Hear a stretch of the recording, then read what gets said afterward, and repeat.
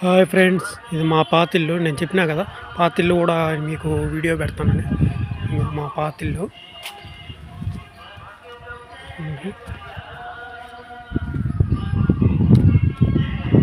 మా చిన్న చెట్టు పురాతన కాలం నుండి పెద్ద చెట్టు నుండి పడిపోవడం వల్ల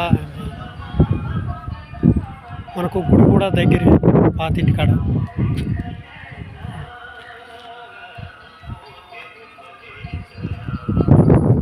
ఇల్లు అంతా మొత్తం పడిపోయింది. పడిపోవడం వల్ల ఇంటికాడికి షిఫ్ట్ అయినాం, కొత్త ఇంటికాడికి.